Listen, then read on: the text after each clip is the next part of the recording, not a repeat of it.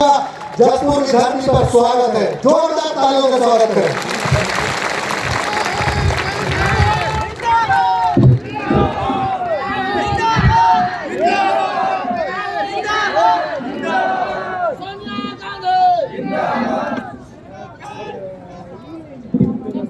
हमारी शैलजा जी, ये सिद्धू जी, स्टेज में कांग्रेस पार्टी के सारे नेता, वरिष्ठ नेता,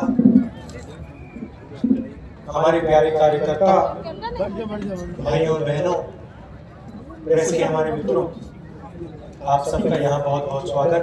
आप दूर से आए हैं, इसके लिए मैं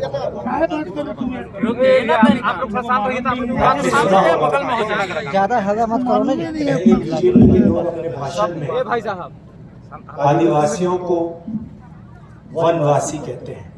सुना आपने? सुना? ये वनवासी और आदिवासी शब्द के बीच में फर्क क्या है? कोई बता सकता है? ये आपको वनवासी क्यों कहते हैं, हम आपको आदिवासी क्यों कहते हैं? इन शब्दों के पीछे बहुत गहरी बात छुपी हुई है। आदिवासी का मतलब वो लोग जो हिंदुस्तान के पहले मालिक हुआ करते थे, जिनका हिंदुस्तान की जमीन पर अधिकार बनता है। वनवासी का मतलब वो लोग जो जंगल में रहते हैं। तो सवाल उठता है कि बीजेपी के लोग आपको वनवासी क्यों कहते हैं, जो आपका असली नाम है आदिवासी? उस शब्द का प्रयोग क्यों नहीं करते? पता नहीं आपने देखा या नहीं, मध्य प्रदेश में एक वीडियो वायरल हुआ। उसमें बीजेपी का एक नेता एक आदिवासी युवा पर पेशाब कर रहा था। आपने ये वीडियो देखा? देखा? देखा ना? आपने कभी किसी बीजेपी के नेता को किसी जानवर पर पेशाब करते हुए देखा? वीडियो देखा उसका? आपको नहीं दिखेगा। आप पूरे इंटरनेट को खोज लो, आपको कोई भी बीजेपी का नेता जानवर पर भी पेशाब करता हुआ नहीं दिखेगा, मगर आपको बीजेपी के नेता आदिवासी युवा पर पेशाब करते हुए दिखेगा। सही बात बोली? आप सही हिला रहे हो, सही है ना? बस ये आपकी जो आपका जो इतिहास है, आपकी जो भाषा है, आपके जीने का तरीका है, इसको ये खत्म करना चाहते हैं, इसको ये मिटा देना चाहते हैं, और इसलिए वो आपको वनवासी कहते हैं। क्योंकि अगर वो आपको आदिवासी कहे तो फिर एक दूसरा सवाल खड़ा हो जाता है कि अगर आदिवासी हैं और ये हिंदुस्तान के पहले मालिक हैं, इस जमीन के मालिक हैं, जल के मालिक हैं, जंगल के मालिक हैं, तो इनको अधिकार मिलना चाहिए।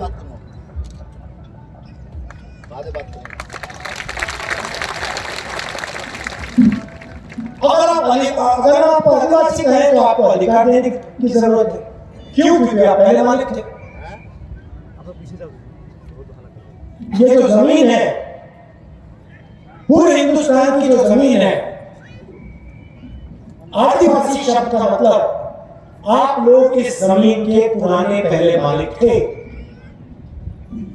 अगर आप लोग इस जमीन के पहले पुराने मालिक थे तो इस जमीन पर आपका हक होगा, होना ही पड़ेगा। जंगल पे हाथ होना ही पड़ेगा, जल पे हाथ होना ही पड़ेगा। मगर अगर आपको हमने वनवास कहा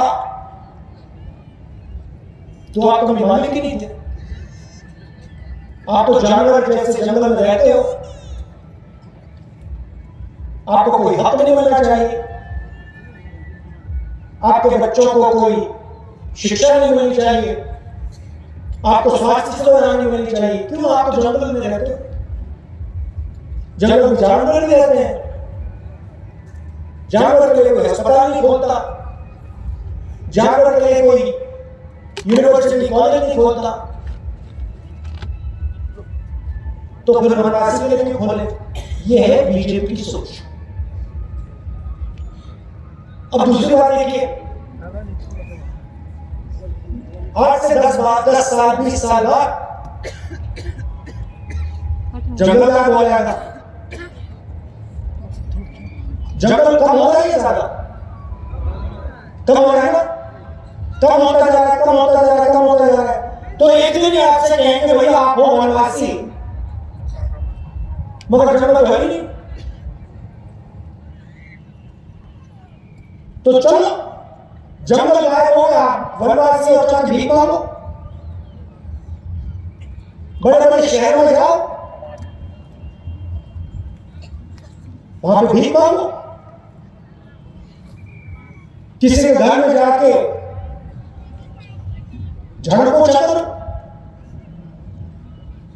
वनवासी का मतलब कि आपका कोई भविष्य ना हो और आपकी जो हिस्ट्री है, जो संस्कार है, वो भी गायब हो जाए।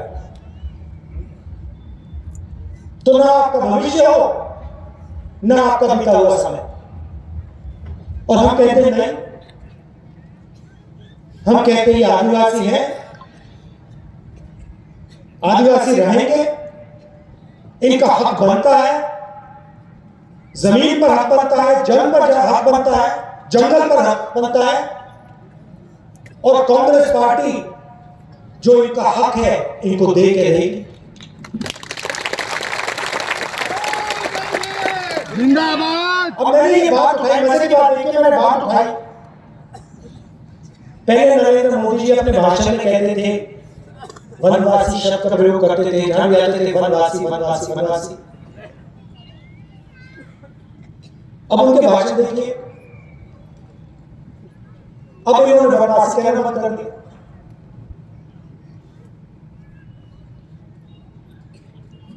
दिमाग में वनवासी शब्द, मुंह पर, जबान पर आदिवासी शब्द। मतलब सोच आपको मिटाने की, आपकी जमीन अदानी को देने की, आपकी भाषा को खत्म करने की, और शब्द आदिवासी। कोई आरएसएस का आदमी आपके पास आए तो उससे पूछिए, ये आपने वनवासी शब्द, इसका जो आप प्रयोग करते हो, ये हम सब पर अपमान है, ये आप क्यों प्रयोग करते हो? हम इस देश के असली मालिक हैं। आदिवासी आपसे पहले आए थे। ये जमीन हमारी, ये जल हमारा, ये जंगल हमारा, इस पर हमारा हक बनता है। ये वनवासी शब्द आप मत बोले हमारे सामने। पैसा कानून हम लाए, जमीन अधिग्रहण बिल लाए, ट्राइबल बिल लाए, मनरेगा लाए, और हमने साफ लिखा था कि अगर आदिवासी की जमीन लेनी है, कोई कारण हो, अगर सरकार को आदिवासियों की जमीन लेनी है तो जनसभा से पूछ के ली जाएगी,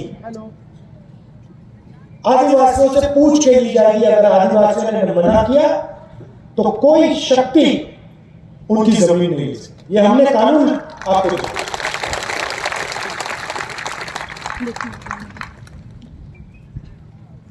और बीजेपी ने इस कानून को खत्म किया।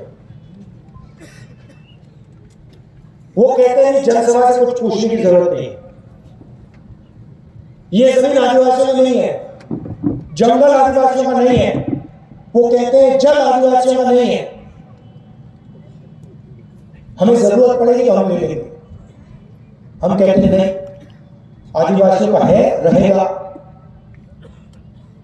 और इस जल का, जंगल का, जमीन का अधिकार उनका है और फायदा उनको मिलना चाहिए। ये सोच में फर्क है। अब देखिए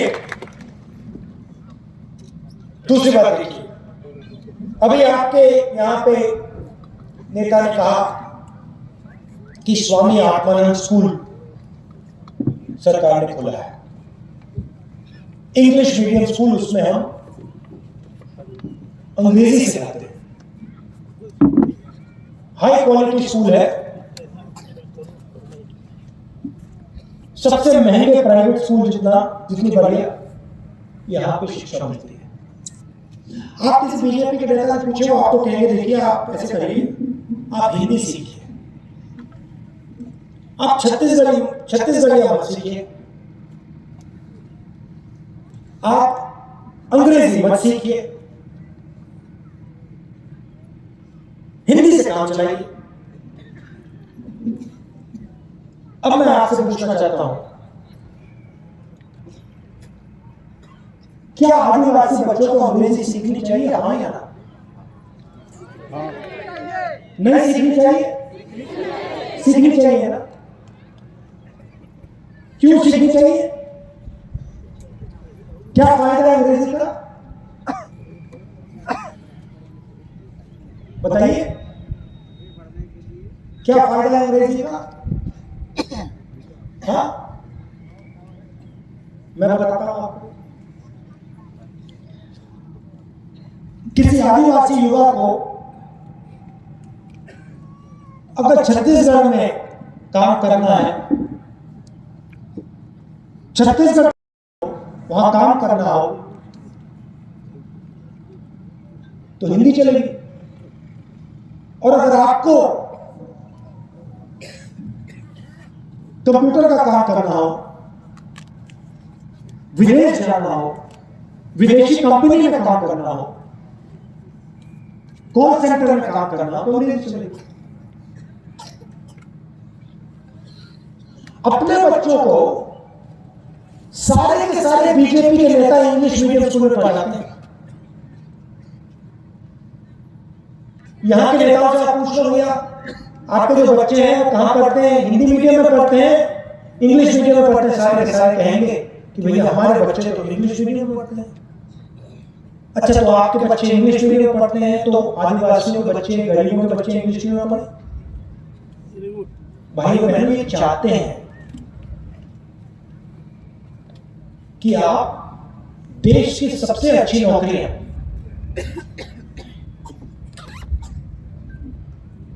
आपके हाथ में आए। ये चाहते हैं कि इनके बच्चे अंग्रेजी पढ़े, आपके बच्चे अंग्रेजी ना पढ़े, इनके बच्चे इंजीनियर बने, इनके बच्चे डॉक्टर बने, इनके बच्चे कमा कर पैसा कमाए, और आदिवासी, जिसको हम आदिवासी कहते हैं, वो जंगल में रहें। हम चाहते हैं कि आप हिंदी सीखिए,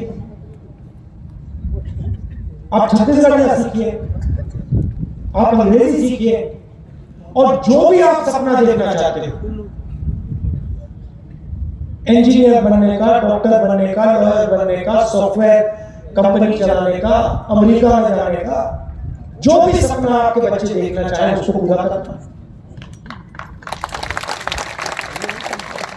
ये हमारे बीच और उनके बीच फर्क है।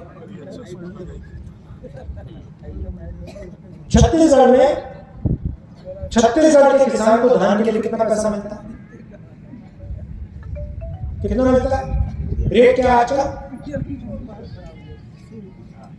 कितना है? 2640।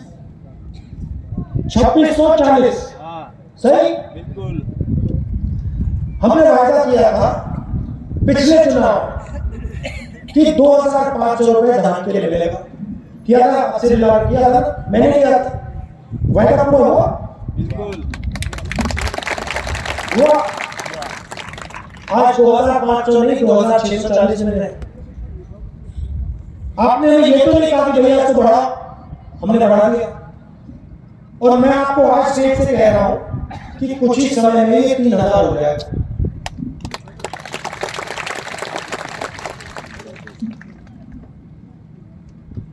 जो खेत पर मजदूरी करते हैं उनको हम साल का 7000 रुपए देते थे,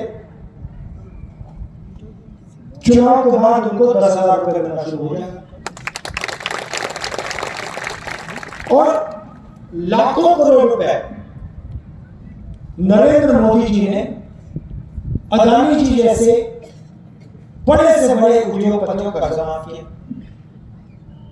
हमने उनका कर्जा माफ नहीं किया। हमने छत्तीसगढ़ में किसानों का कर्जा माफ किया। तो वो आपकी जमीन छीन कर अदानी को देते हैं, हम आपकी जमीन को आपके हवाले करते हैं। हम किसानों का कर्जा माफ करते हैं, मजदूरों को पैसा देते हैं, वो अदानी जी जैसे लोगों का लाखों करोड़ रुपए कर्जा माफ करते हैं। मैंने आपसे कहा भैया वायदा किया था 2500 रुपए प्रति क्विंटल धान के लिए देने का वायदा किया था। मैंने आपको पूछा भैया पूरा हुआ? आपने कहा नरेंद्र मोदी जी ने आपसे वायदा किया था 15 लाख रुपए मिलेंगे बैंक अकाउंट में, मिल गए? नहीं। आज कुछ साल पहले नरेंद्र मोदी ने आज कहा था कि नोटबंदी करूंगा और काला धन मिट जाएगा देश से। मिट गया? नहीं। काला धन ज्यादा हो गया। उन्होंने कहा था जीएसटी लाऊंगा, देश में प्रगति होगी। भैया जीएसटी से यहां किसी को फायदा होगा? महंगाई बढ़ गया। कांग्रेस के समय 400 रुपए का सिलेंडर मिलता था, आज कितना का मिल रहा है? 974। ये देखो 1200। हमारे समय 400 मिलता था, चुनाव के बाद 500 रुपए की सब्सिडी गैस सिलेंडर मिल जाएगी। अब नरेंद्र मोदी आते हैं, कहते हैं भैया वायदा कर जाते हैं 15 लाख रुपए दे दूंगा बैंक अकाउंट में, जीएसटी से सबको फायदा मिलेगा, किसान के कानून ला रहा हूं किसानों के लिए। उधर किसान धरना कर रहे हैं, पूरे देश के किसान कह रहे हैं भैया हमें ये कानून नहीं चाहिए। नरेंद्र मोदी जी कहते हैं भैया तो समझ लिए, और कानून अदानी जी के लिए बना रहे हैं। यहां आपकी खदान उठा के दे देते हैं अदानी को, आपका जंगल दे देते हैं, जल दे देते हैं। तेंदुपत्ता को आपको क्या रेट मिलता है? पहले 2000 रुपए मिलता था, आज 4000 मिल रहा है। किसने किया? कांग्रेस पार्टी ने किया। और चुनाव के बाद आपको 4000 रुपए बोनस मिल जाएगा तेंदुपत्ता के लिए। अब आप कहोगे भैया बीजेपी बड़े बड़े उद्योगपतियों को पैसा देती है और कांग्रेस पार्टी छोटे व्यापारियों की मदद करती है, आदिवासियों की मदद करती है, दलितों की मदद करती है, गरीबों की मदद करती है। फर्क क्यों? मैं आपको बता देता हूं। हम जानते हैं कि जब हम किसान को पैसा देते हैं, मजदूर को पैसा देते हैं, तो किसान और मजदूर, आदिवासी पैसे को गांव में शहर में खर्च करते हैं।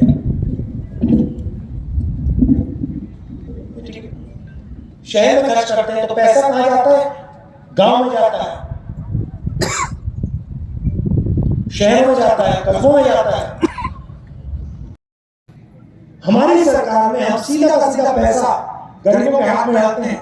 2,500 रुपए किसान, कुछ ही समय में 3,000 हो जाएगा। 10,000 रुपए मजदूर, 500 रुपए सिलेंडर के माफ, आदिवासियों को 4,000 रुपए का बोनस, 4,000 रुपए हर बोरी के लिए, तेंदुपत्ता के बोरी के लिए। पैसा सीधा आपके जेब में जाता है, आपको भी फायदा होता है, पूरे प्रदेश का फायदा होता है। पैसे की कोई कमी नहीं है।